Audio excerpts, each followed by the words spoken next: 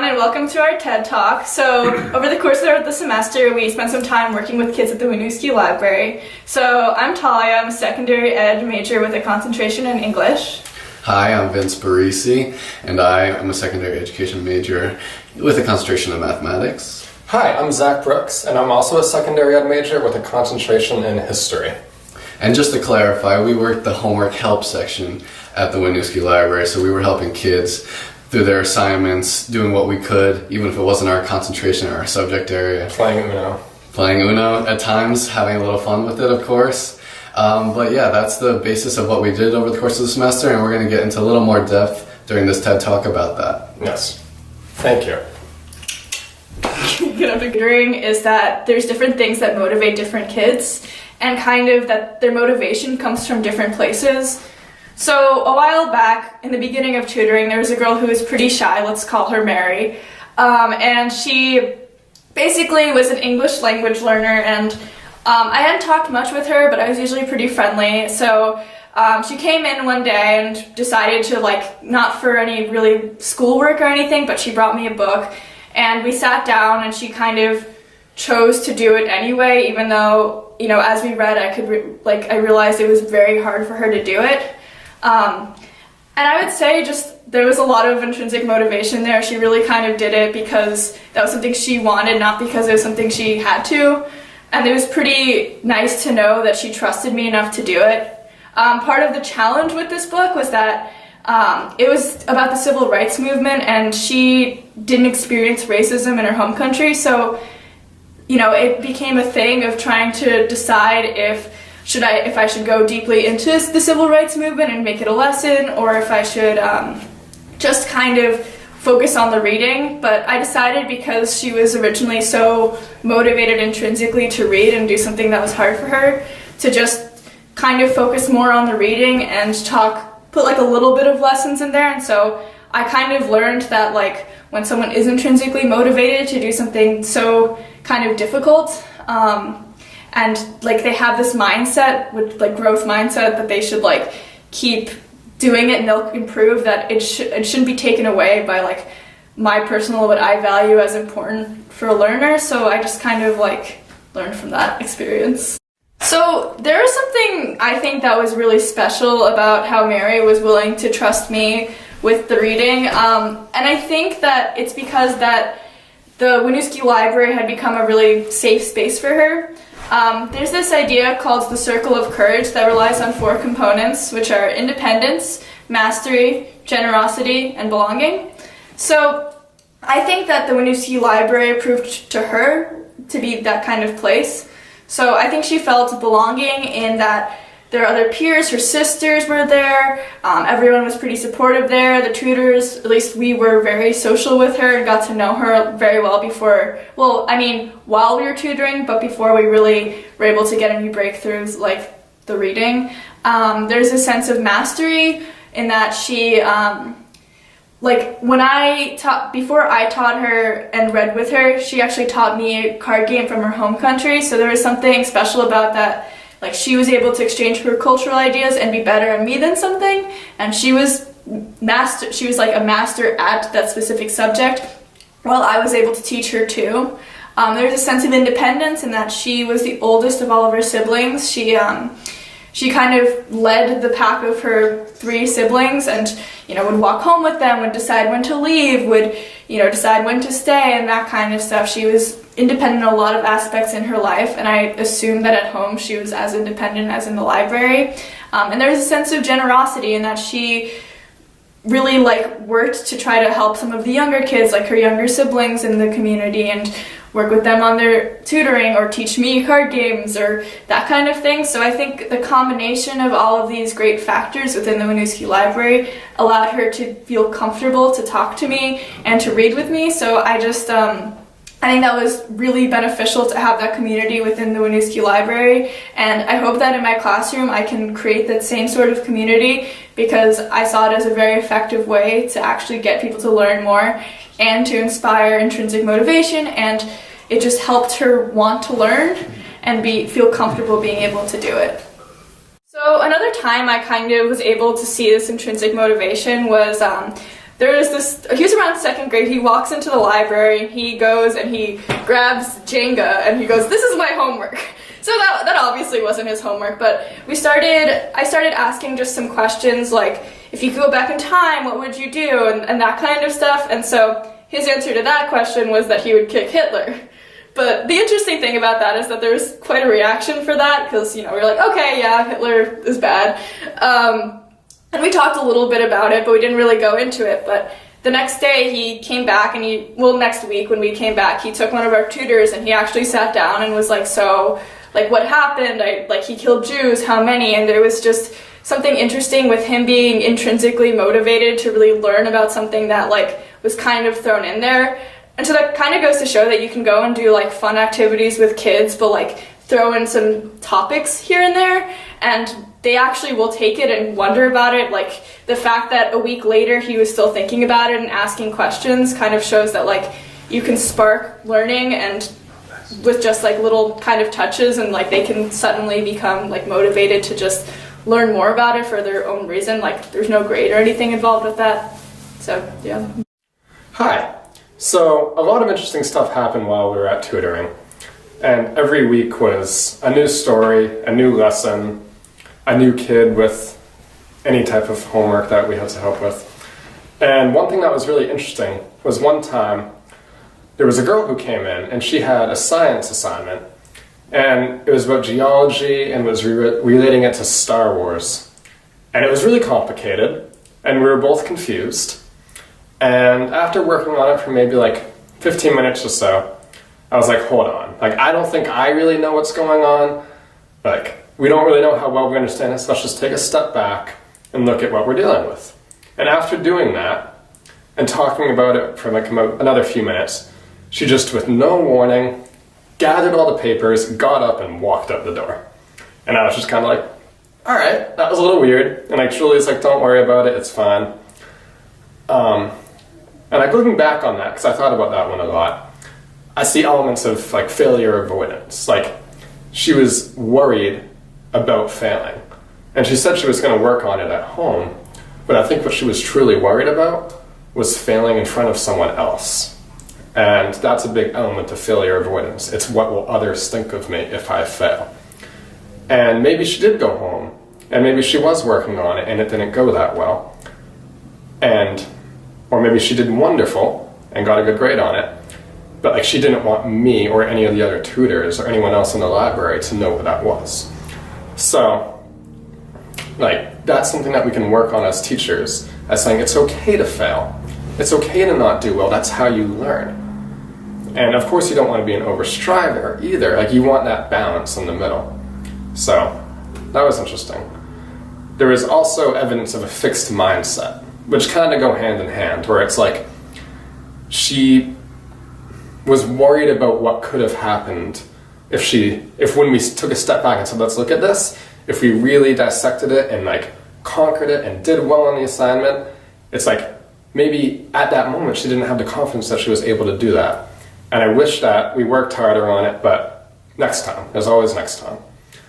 Another interesting story that happened one time was when a student came in. He was a sophomore in high school, and he was reading a book called The Book Thief, which is a book about the Holocaust.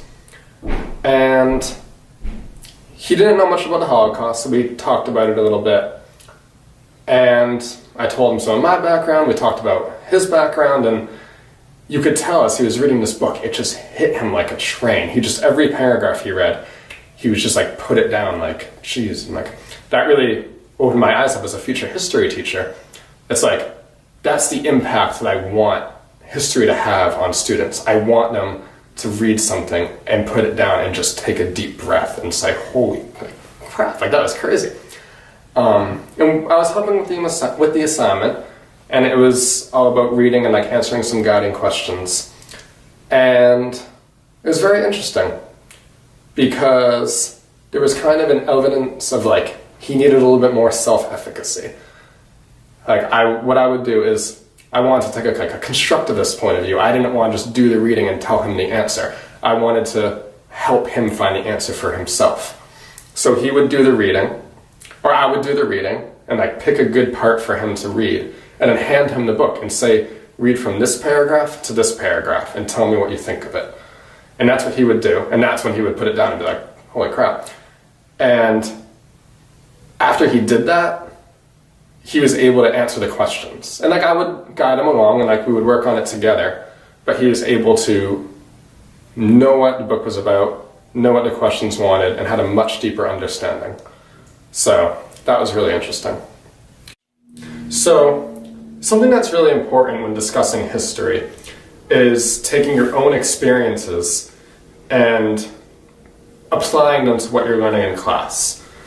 And that was something that I tried to encourage. It's called mastery experiences. So it's like I explained to the kid who I was working with about the book Thief, like, oh, here's my personal connections to this. Like, here's what I think of it. And like, this is what I know. And like, it's something that you want to try to do is bring that into the classroom and have your students talk about things, talk about their connections, talk about their family stories, talk about what they know.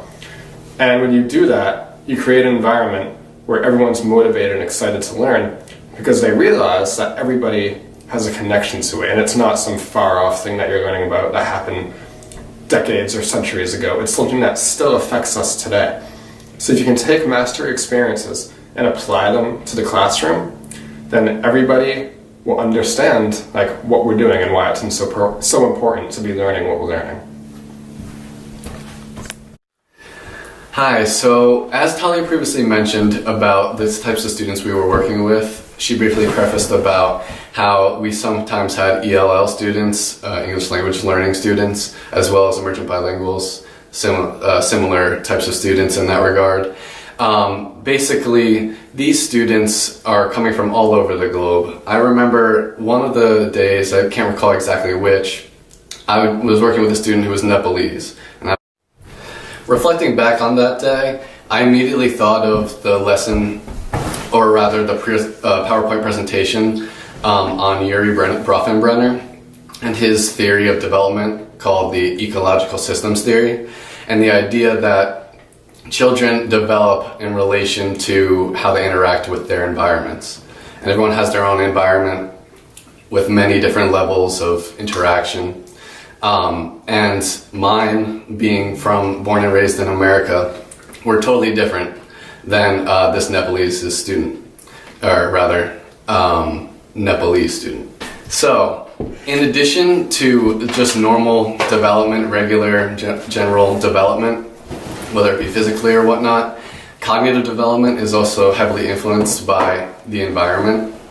And that more relates to Vygotsky's theory in that regard. As well, a specific aspect that I was able to definitely see when working with this student was the cultural tools that we develop from our own experiences and interactions with the environment. Obviously, coming to America, this student was definitely raised differently, and especially academically. Their schooling system certainly is different than ours, and thus his stages of development were totally mixed up into what I'm used to, and dealing with students who have been, through kindergarten, first, second grade, all the way up to secondary education. And thus I needed to readjust my perspective and sort of recalibrate myself and figure out where the student was in their learning process and what sort of things I can work with to help them complete this assignment. As was the case in many of the days we were at the Winooski Library, a lot of the kids had finished their homework early and urged us to play games like Uno and checkers and some of the native games that they had brought to our attention, similar to the ones Talia had previously talked about. But this particular instance, I will talk about a very interesting Uno game, to be put lightly.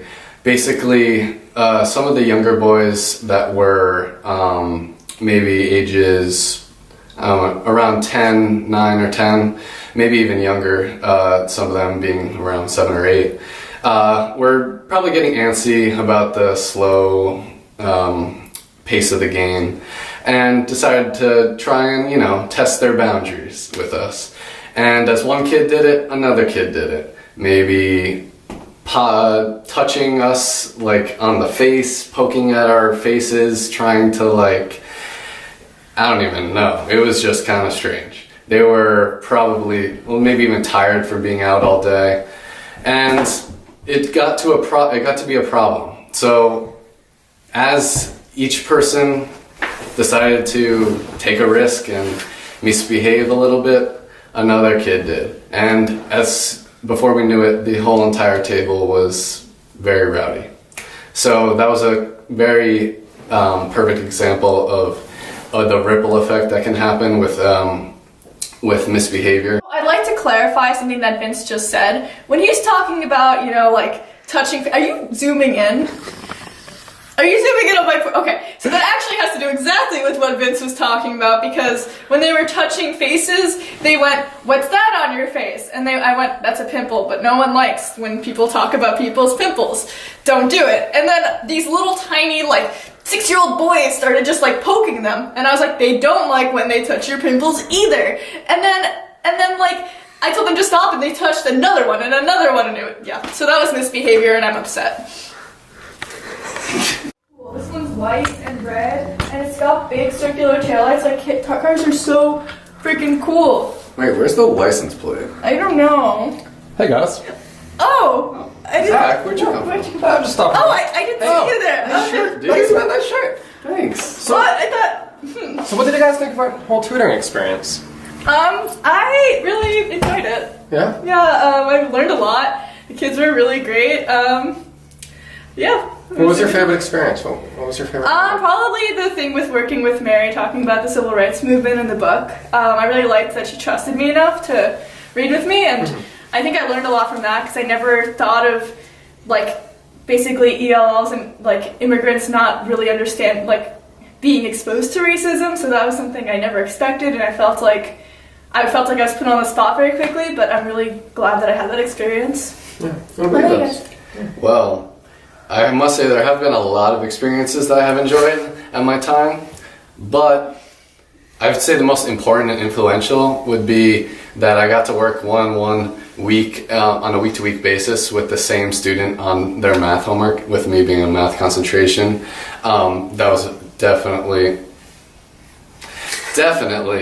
a great experience, and for me to have. I got to utilize many of the tools that I learned in my courses, even dating back to last semester, where we got to lesson plan, or somewhat of a lesson plan for future class lessons that we want to make. So I would have to say that experiences I've had with that one student. Cool. Can I also mention one more thing? Oh, please. Yeah, I just think a lot of what I really enjoyed about it is just I had a lot of laughs with the kids. Yeah. I felt like I connected with them, educationally wise, but just generally too, and there were times where no one had homework, but we'd be playing Uno, and it was a fun time. I genuinely enjoyed their company and thought I got to know more about them. And I liked when I tutored for a lot of reasons, but I also just liked spending time with them. Fun group of kids. Yeah, building off of that, there were just a lot of times where the kids genuinely wanted to know who we were, what we were doing, why we were here, and they wanted to know about our backgrounds, and they wanted to know where we were from. And it was great building those connections, and we met a lot of great people. And who knows, if we work in Vermont, we could have them in our high school classrooms someday. Yeah, and I totally think that when we talked to them and got to know them, then they responded a lot greater. That was something I really noticed. Yeah. I think there's only one thing left to say. Uno out.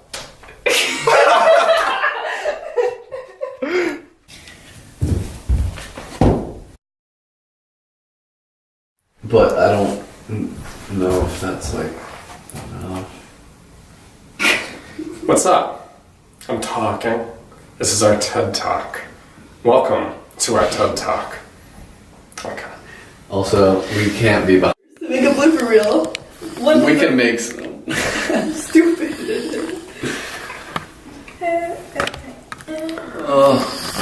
Alright, I need more self-efficacy. You got this, dude. Here's some positive reinforcement. When you do this, you can go and get some nachos. Oh my god. Alright. Tell me what. Wait, toss your hair around a little. Is that better? It was There's just a weird. little bit like. I know, my Alright. hair's just doing No, stuff. it's cool. It's cool. Okay. Ready? Excuse me. 3, 2, 1, action. That's fine. Do that. That's fine. Okay. Just don't laugh. Yeah. Hello, and welcome to our TED Talk. My name is Talia. I'm a sophomore secondary ed English teacher, studying to be a high school English teacher. Hi, yeah, you kind of messed it up. You said something really weird. I know!